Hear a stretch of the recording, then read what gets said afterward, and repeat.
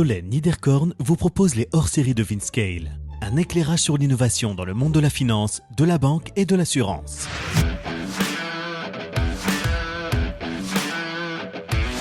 Entretien avec Rothschild & Co à l'occasion des 10 ans de France Digital.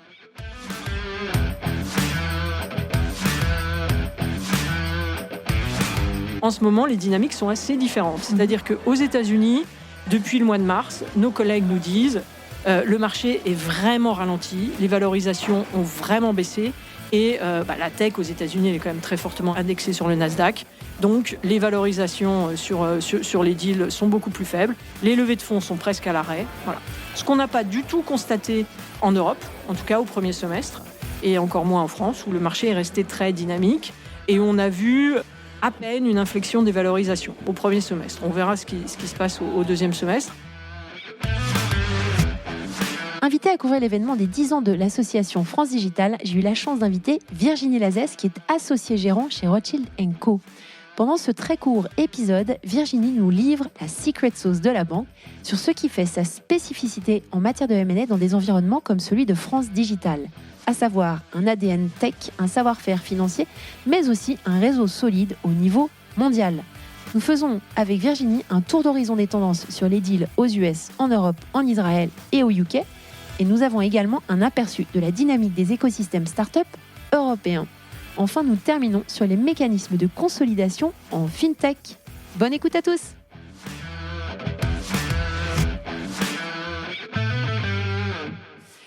Bonjour Virginie. Bonjour Solène.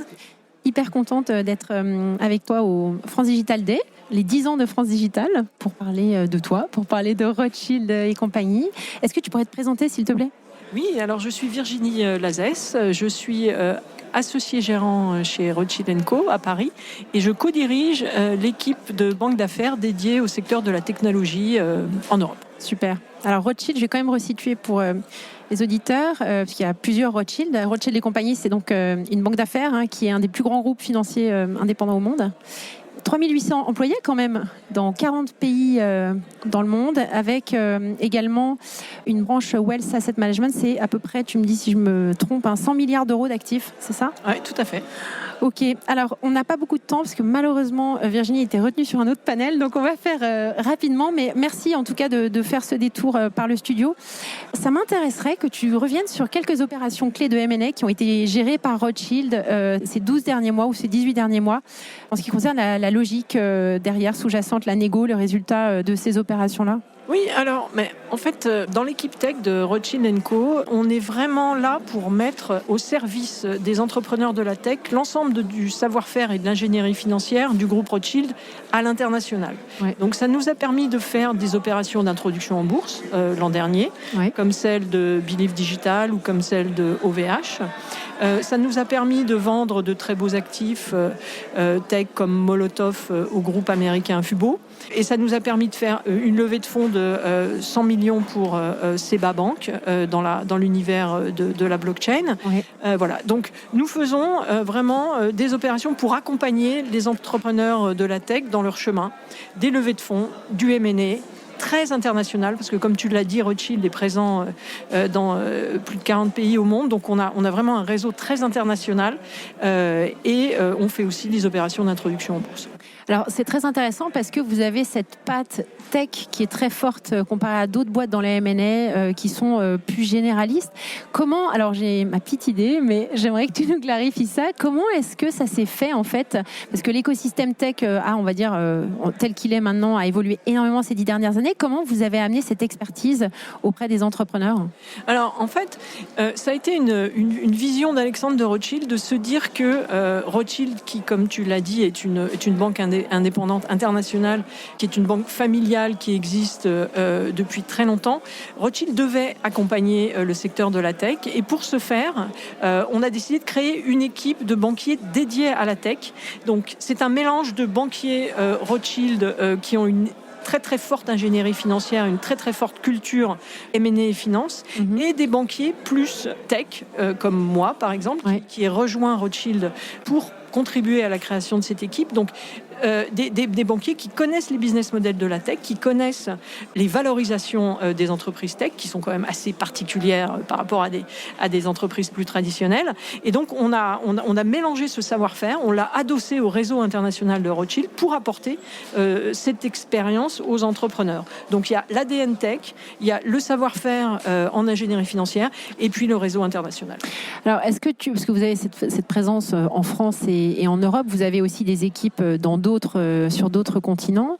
Comment est-ce que vous collaborez avec eux ? Est-ce que tu sens une différence dans la dynamique actuellement entre ces différentes zones dans le monde ? Alors, effectivement, au niveau international, l'équipe tech est une équipe finalement transversale. Donc, on a des collègues qui font des deals tech aux États-Unis, évidemment, sur la côte Est, sur la côte Ouest, en Inde, en Asie du Sud-Est, on en a en Chine, on en a en Europe, on en a en Israël. Donc, ça nous permet d'avoir une vision très claire de ce qui se passe à l'instant T dans la tech, dans les différents pays du monde. Et là, tu as raison.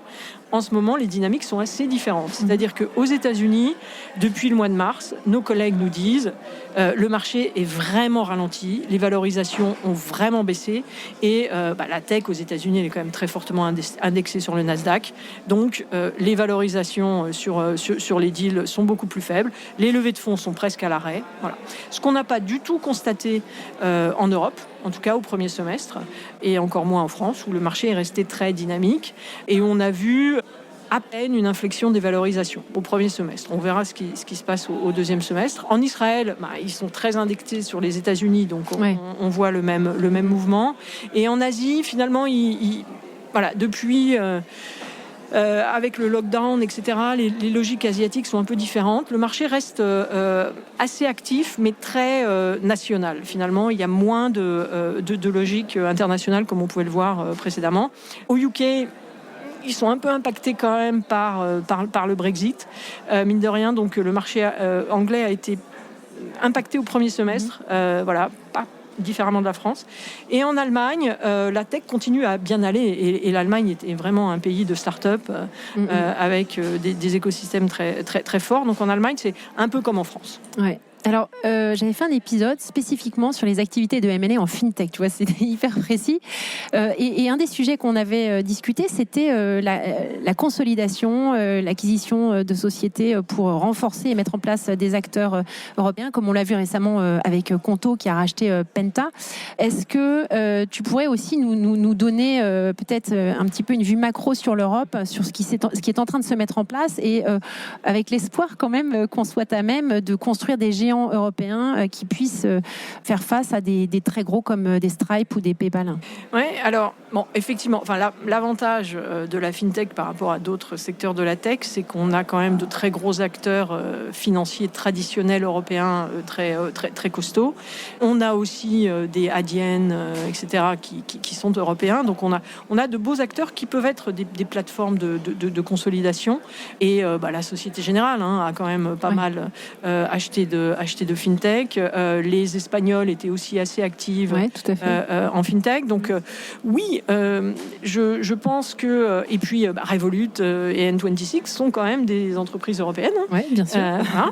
Donc, non, je pense qu'effectivement, on a de quoi pouvoir consolider de vrais acteurs, soit des purs FinTech, mais avec un portefeuille très large, soit... et on a vu Lucour acheter Koya en Allemagne. Et on était derrière cette opération d'ailleurs. Bravo. On devrait voir une consolidation européenne dans la FinTech. Super. Alors, je terminerai sur cette dernière question, Virginie. C'est la manière, donc on l'a compris, comment la banque accompagnait l'écosystème de la French Tech. Est-ce que il y a des partenariats particuliers que vous mettez en place en France, outre celui-ci, pour mieux vous faire connaître et mettre en avant vos spécificités sur la tech ? Quand on est partenaire de France Digital, évidemment, on n'a pas besoin d'autres partenariats. Et on est partenaire de France Digital depuis 4 ans. On en est fiers. Ce soir, la soirée de clôture de France Digital, on l'a rapproché de la soirée annuelle Rothschild & Co Tech Night. Et on espère bien pouvoir continuer dans les années à venir. Donc, avec France Digital, on est au cœur de l'écosystème. On est identifié comme une banque très active dans dans la tech Ouais. et on continue comme ça. Et si, alors j'ai toujours plein de questions, on a encore 1 minute. Okay. Par rapport aux écosystèmes que tu vois au travers de tes collègues qui travaillent dans d'autres pays, est-ce que tu vois des pays avec un dynamisme que je trouve quand même formidable en France, un peu similaire, à part le UK? Non, mais je le disais tout à l'heure, l'Allemagne. Ouais. Alors, l'Allemagne, effectivement, c'est Berlin d'un côté, c'est Munich de l'autre. Donc, c'est un peu moins regroupé. Donc, il y a un peu moins l'effet masse, mais c'est 2 écosystèmes très forts. Il y a de superbes start-up allemandes. Il y a La Suède aussi. Alors, la Suède, effectivement, depuis très longtemps, est un pays de start-up. Aux Pays-Bas, il y a aussi une culture tech assez forte. Non, en Europe. Alors voilà, c'est plutôt les pays du Sud qui sont peut-être un petit peu moins tech. L'Italie, l'Espagne sont un petit peu en retrait. Plus petit. Hein. Ouais.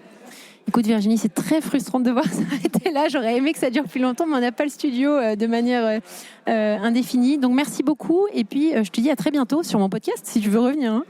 Très volontiers. Allez, au revoir. Merci à tous pour votre écoute. Je suis ravie d'avoir partagé ce moment avec vous. N'hésitez pas à me contacter sur Twitter ou LinkedIn pour me faire part de vos commentaires ou de vos réactions. Et je compte sur vous pour noter cet épisode sur vos plateformes de podcast préférées. À la semaine prochaine.